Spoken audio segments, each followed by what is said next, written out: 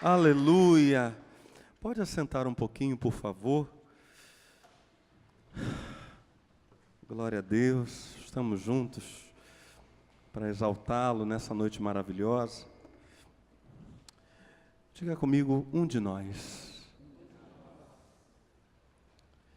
Max Lucado, na verdade a pronúncia não é essa, mas como foi tão aportuguesado o nome dele, vamos ficar com Max Lucado mesmo. No seu livro E Tudo Começou em Belém, nos conta a história, uma história de Natal ocorrida na família dele, quando ele, Max Lucado, ainda era criança. Ele diz assim: a grande caixa permaneceu sem explicação no canto da nossa sala de estar por semanas. Apareceu logo depois do Dia de Ação de Graças e continuou intocada durante a maior parte do mês de dezembro. Então lá estava a caixa no canto. Era tão alta quanto eu, o que não dizia muita coisa, diz ele. Eu só tinha 4 anos de idade. Diferentemente das outras caixas, aquela não estava embrulhada em papel de presente, nem tinha fitas brilhantes. Não trazia nome nenhum, nem de quem presenteava, nem de quem receberia. Estava lá aguardando o Natal, paradinha no canto, a grande caixa. Estava bem fechada. Se não estivesse, diz Max Lucado, eu e meu irmão já teríamos aberto. Tudo que nós podíamos fazer era perguntar sobre ela. Minha mãe não tinha explicação. E parecia, na verdade, indiferente. É alguma coisa que seu pai comprou para o Natal. Na verdade, ela assumiu que meu pai tinha usado o Natal como uma desculpa para se comprar um presente. Ele sempre quis um motor de popa para pôr em um barco de pesca. Será que era isso que havia na caixa? Na manhã de Natal, enquanto minhas irmãs mais velhas abriam os presentes, e enquanto meu irmão e eu corríamos para os nossos novos brinquedos, minha mãe reparou naquela caixa tamanho família, ainda fechada. Jack, ela falou, você não vai abrir o presente grande? Meu pai, era o Jack, meu pai não conseguia manter uma expressão séria por muito tempo. Começou a rir, levantou as sobrancelhas, como pequenos arco-íris, olhou para ela, dando uma piscadinha, e disse, esse presente não é para mim, é para você. Meu irmão e eu paramos e olhamos. Papai piscou para nós. Olhamos para nossa mãe, ela estava olhando para o nosso pai. Sabíamos que algo engraçado estava para acontecer, diz ele. Mamãe deu um passo em direção à caixa, papai pegou a filmadora, e nós, crianças, nos apressamos. Mamãe abriu a tampa da caixa sem descrição e sem endereçamento, com certa dificuldade. Enfiou a mão e só puxou um papel de seda. E, de novo, mais papel. O filme que a nossa família sempre gostou de ver, rebobinar e ver de novo, na época ainda do videocassete, né, rebobinar, começa a tremer o filme de tanto que meu pai ria. Continue procurando, Thelma, ele diz por detrás da câmera. O que tem aqui? Ela pergunta, tirando o papel. Por fim, descobre algo. Uma caixa, quem nunca fez essa brincadeira, né? Uma caixa dentro de outra caixa. Ela abre e encontra mais uma caixa. Abre e encontra outra caixa. Isso aconteceu mais algumas vezes, até que finalmente chegou a caixa menor. A caixa do anel. Meu irmão e eu gritamos, abre, mãe! Ela sorriu para a câmera e disse, Jack. Max Lucado encerra essa história tão simples dizendo o seguinte, eu não entendia o significado romântico de um anel novo, mas aprendi uma lição. Um presente inesquecível pode chegar em uma embalagem comum. Chegou em minha casa. Chegou em Belém. Um presente inesquecível numa embalagem comum. Esse é o motivo de nós celebrarmos o Natal. Um presente inesquecível foi dado na vila de Belém. Antes de ler a história desse presente, lá em Lucas capítulo 2, eu quero ir a alguns dados preciosos, tirados da enciclopédia de apologética organizada pelo nosso querido Norman Geisler. Ele diz o seguinte: Lucas é preciso em seu registro do nascimento de Jesus. Lucas provou, e agora eu estou só citando a enciclopédia de apologética, Lucas provou ser um historiador confiável até nos detalhes. Sir William Ramsay passou 20 anos pesquisando a área sobre a qual Lucas escreveu. A conclusão de Sir William Ramsay foi que, nas referências de Lucas, olha só, no Evangelho de Lucas e em Atos dos Apóstolos, 2 livros de Lucas que constam no Novo Testamento, Lucas cita 32 países, 54 cidades e 9 ilhas.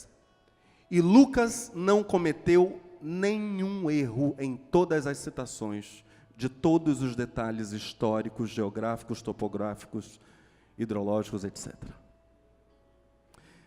Diz Sir William Ramsay, esse é um registro que deve ser invejado por historiadores de todas as eras. Por exemplo, Lucas dá títulos corretos, cada um deles confirmado pelo uso do Império Romano. Exemplo, em Atos capítulo 13, versos 7 e 8, Lucas diz que em Chipre havia um procônsul. Em Atos 17, 6, que em Tessalônica havia politarcas, autoridades. Éfeso, diz Lucas, em Atos 19, 35, era a cidade guardiã do templo. E em Malta, diz Lucas, em Atos 28, verso 7, havia o homem principal da ilha. Todas essas referências têm amparo histórico, são típicas ou são específicas do Império Romano. Lucas foi historiador com precisão. Devido à altíssima qualidade dos escritos de Lucas, Sir William Ramsay renunciou, abriu mão, rejeitou a sua própria posição crítica e cética sobre o texto bíblico. Veja só. Ele diz: comecei com uma atitude desfavorável a Atos, pois a engenhosidade, a aparente plenitude da teoria de Tübingen, uma teoria crítica alemã, aquelas teorias me tinham convencido. Não considerei ser de minha ocupação investigar o assunto de maneira detalhada, mas recentemente, porém, vi-me muitas vezes em contato com o livro de Atos como autoridade. O livro de Atos é autoridade em topografia, antiguidades e sociedade da Ásia Menor. Aos poucos, ficou evidente que em vários detalhes a narrativa demonstrava verdade incrível. Isso vale também para o Evangelho de Lucas. Ambos os textos, já disse e repito, Lucas e Atos, têm Lucas por escritor. Mas quem foi Sir William Ramsay? Ele foi o químico escocês que descobriu os gases nobres e por causa da sua descoberta surgiu um novo setor na tabela periódica. E recebeu o Prêmio Nobel de Química em 1904 em reconhecimento dos seus serviços na descoberta dos elementos gasosos inertes no ar. Não estamos falando então da crítica de alguém que era um religioso ou de alguém que tinha pouca cultura, mas de alguém que foi prêmio Nobel e que olhou para o texto bíblico com um olhar altamente crítico e disse: eu me rendo. Glória a Deus. A enciclopédia de apologética também nos conta que o Novo Testamento, veja só isso, detém mais que qualquer outro documento escrito da história antiga, o maior número de manuscritos de antiguidade bem atestada.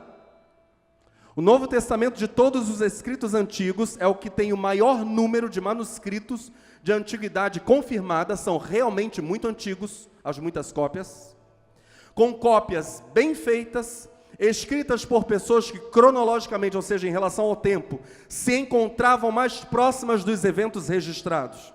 A arqueologia continuamente confirma detalhes dos livros do Novo Testamento. Veja só, Se o registro do Novo Testamento não é confiável, não temos esperança de nenhum conhecimento confiável dos acontecimentos antigos.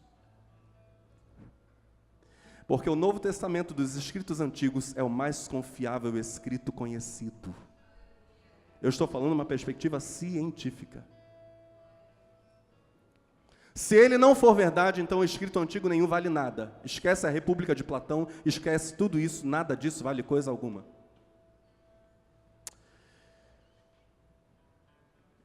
Isto posto, vamos à história mais linda de todas. Em Lucas capítulo 2, é nos contada a história do nascimento de Jesus.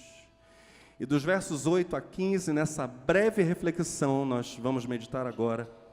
A Bíblia diz o seguinte, primeiro, na nova tradução da linguagem de hoje. Naquela região, as imediações de Belém, aqui, as imediações de Belém não contam no texto, já estou explicando, ok?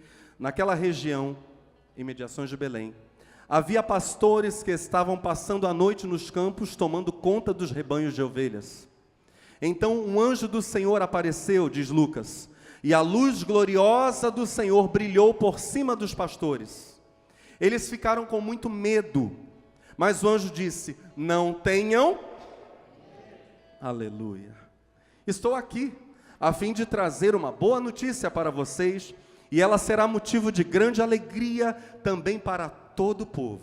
Hoje mesmo, na cidade de Davi, nasceu o Salvador de vocês, o Messias, o Senhor.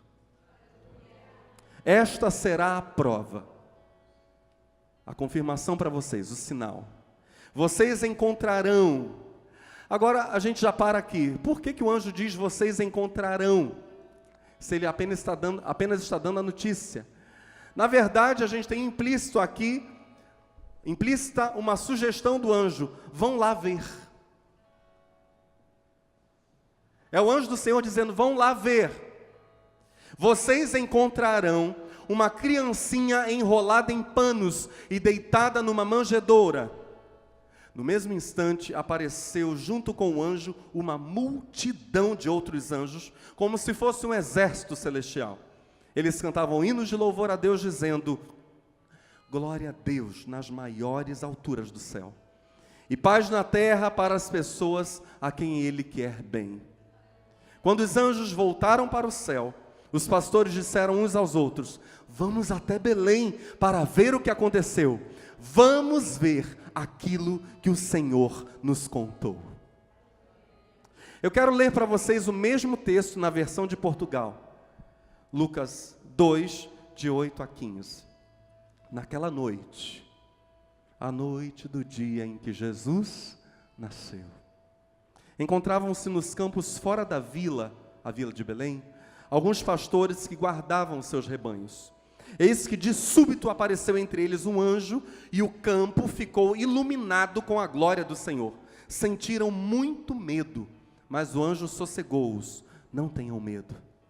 Trago-vos a notícia mais feliz, e que se destina a toda a gente. Diga comigo, a notícia mais feliz, e que se destina a toda a gente. Esta noite, em Belém, a cidade de Davi, nasceu o Salvador. Sim, o Cristo, o Senhor. É assim que o reconhecerão.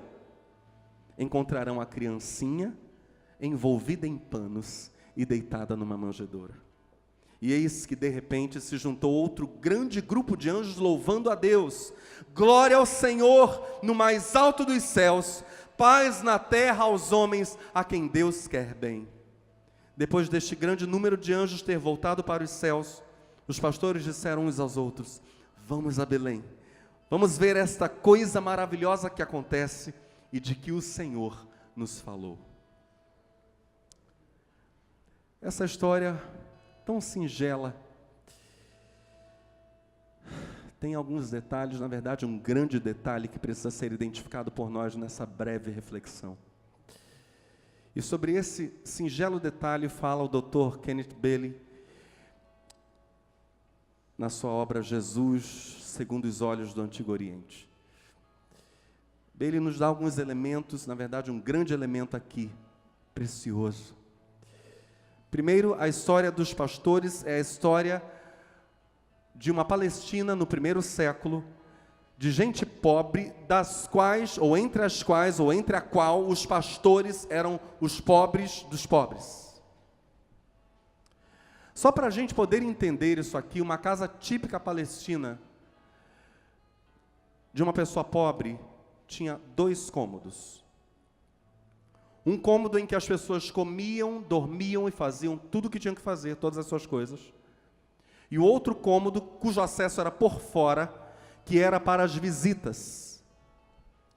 Esse cômodo, em que a família fazia tudo o que lhe era necessário, tinha uma parte mais baixa, normalmente num nível mais baixo do chão, onde as famílias guardavam os seus animais, a sua vaquinha, a sua ovelhinha, porque os pobres não tinham muitos animais e não tinham pastores contratados para cuidar dos seus rebanhos. Então, uma parte do cômodo familiar era usada para guardar seus animais.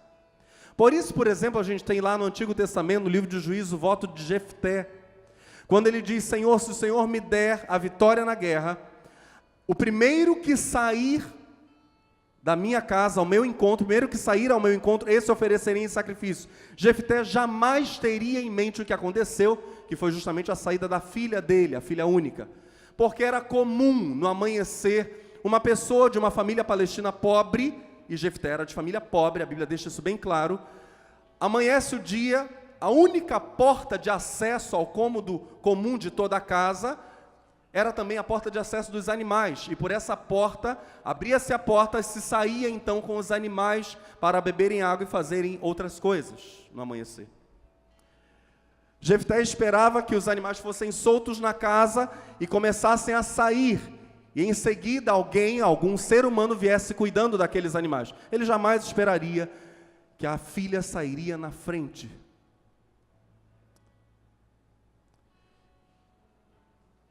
Esse é um exemplo de vários textos. A gente poderia também citar o texto da pitonisa de Endor, a feiticeira a quem Saul consultou. Atitude essa que Deus evidentemente reprovou. A Bíblia é clara sobre isso.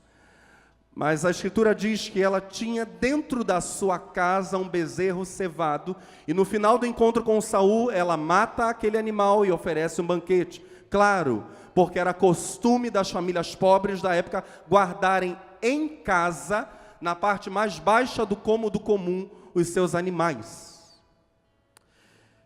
Os pastores que aparecem aqui em Lucas capítulo 2 são justamente os empregados dos ricos, porque os ricos tinham muitos animais e tinham pastores contratados para cuidarem desses animais. Só que, estranhamente, as tradições rabínicas dos líderes religiosos judeus do primeiro século apontam na seguinte direção: pastores eram classificados como impuros. Possivelmente, aqui não há muito acordo sobre esse porquê, mas possivelmente porque era relativamente comum entre os pastores de ovelhas, eles fazerem com que seus rebanhos comessem em pastagens que não eram as deles, ou não eram a dos donos daquelas ovelhas. Então havia um roubo de pastagem. O problema é que essa visão de pastor como profissão impura, como uma pessoa ritualmente impura, se choca com um texto bíblico, por exemplo, tão amado por nós, tão querido por nós, que é o Salmo 23. Por favor, recite o primeiro verso. O Senhor... Como entender a perca da visão de Deus como pastor no primeiro século? Então a gente está com um problema histórico aqui. E os rabinos olharem para os pastores e dizerem: essa profissão é imunda. Verdade é que essa compreensão do Senhor como pastor em Jesus, possivelmente, será redignificada. Algo talvez se perdeu ao longo do tempo. A visão de pobres pastores como sendo parte do plano de Deus. Estamos juntos no pensamento? Os rabinos proibiam, havia uma lista de transações proibidas entre judeus, e nessa lista de transações, na verdade são 5 listas de transações proibidas entre judeus, os pastores de ovelhas são citados 3 vezes, ou melhor, em 3 listas, mal vistos no primeiro século. Bem, em Lucas 2, o primeiro grupo a ver, ou saber, e na verdade a ver também, saber e ver, ter a anunciação e ver em loco, ao vivo, o menino recém-nascido, o rei dos judeus, foi mesmo um grupo de pastores muito abaixo de todos na escala social. Eles ouvem a anunciação do anjo e se assustam. Em princípio se assustam, possivelmente pelo simples fato de anjo aparecer para eles, porque eles eram estigmatizados como pastores. Então, como os anjos, ou o anjo do Senhor aparece para nós, quem somos nós? Isso faz lembrar uma mensagem recentemente pregada aqui, os pais de um tal Shimshon, em hebraico, um tal de Sansão. E Manoá diz, mas como somos dignos de ver o anjo do Senhor? Vamos morrer. A atitude dos pastores é de susto, é de medo, e os anjos, ou o anjo, além de dizer, não temam, ainda diz, ou sugere, vão lá ver o recém-nascido rei. Mas como ir ver um rei? Como alguém da escala mais baixa, ou de dos níveis mais baixos da sociedade, poderá simplesmente chegar num palácio e dizer, vim aqui visitar o novo rei que nasceu? Mas então, o anjo do Senhor orienta aqueles pastores e diz, não tenham medo, e esse é o sinal, diga comigo o sinal. Vocês vão encontrar um menino envolto em panos, deitado numa manjedoura. Propositalmente eu não vou entrar em detalhes sobre a manjedoura aqui, mas eu preciso pensar com vocês no que o anjo está falando para aqueles homens, e que fez todo sentido para eles, e que não faz quase sentido nenhum para nós. O anjo do Senhor olha para aqueles pastores e diz, vocês encontrarão o menino envolto em panos, deitado numa manjedoura. Sabe o que o anjo está dizendo? Vocês vão encontrar o menino do jeitinho que vocês, pastores pobres, costumam fazer quando nasce uma criança. Do mesmo jeito que vocês fazem, vocês vão encontrar o menino. Ele não estará num palácio, ele não estará num lindo berço de, aqui vale o dito popular, um berço de ouro. Vocês não irão encontrar esse menino com roupas finas, com as roupas de um pequeno príncipe ou um pequeno rei. Mas vocês vão encontrar esse menino vestido como um filho de pastor. Não é assim que vocês fazem? Assim vocês encontrarão. Envolto em panos, deitado no comedor.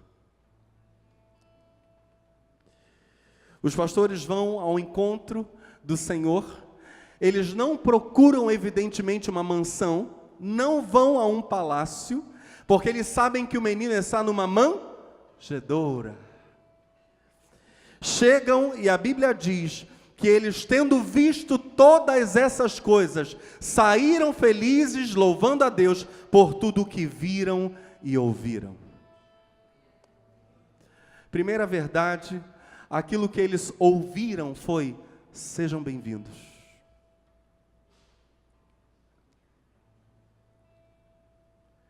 Se eles entrassem ou tentassem entrar num palácio, eles seriam enxotados.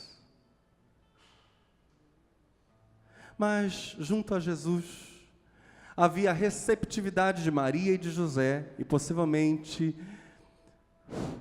de outras pessoas. Deixo isso para uma outra mensagem. Mas eles entram naquele lugar, e Mateus diz que era uma casa. Eles entram na casa, são bem recebidos, vem o bebê, devidamente cuidados, saem louvando a Deus, e fica claro para eles o seguinte, que o Rei dos Reis, o Salvador e o Senhor, aquele que é o Salvador pessoal, aquele que é o Rei de todas as nações, aquele que é o Senhor, e eu digo Rei de todas as nações, porque o anjo diz para eles, o que é nascido Cristo, o ungido, o Rei dos Reis, está totalmente identificado com eles. Ele está na manjedoura como um filho de pobre e simples pastor, porque Deus se fez um de nós. Um de nós, absolutamente sensível, absolutamente acessível, para que estejamos com Ele e sejamos como Ele. Nessa noite, louvamos a Jesus, louvamos a Deus nosso Pai, pela encarnação do seu Filho, como um de nós. Mais tarde, os magos do Oriente, o texto não diz que eram reis, o texto diz que eram magos, que eram astrólogos. Os magos do Oriente saem até Belém, guiados por uma estrela. O sinal para eles é uma estrela. Eles possivelmente tinham muito dinheiro, porque os presentes são muito caros, mas agora o sinal é uma manjedoura, ou seja, para todos Cristo veio, para todas as realidades Ele fala, e para todos Ele dá algum tipo de sinal. Deus dá um sinal. Para os ricos magos, lá vem a estrela. Para os pobres pastores, lá está a manjedoura. É um Cristo para todos, se identificando com todos como um de nós. Por favor, fique de pé e vamos louvar esse Cristo maravilhoso.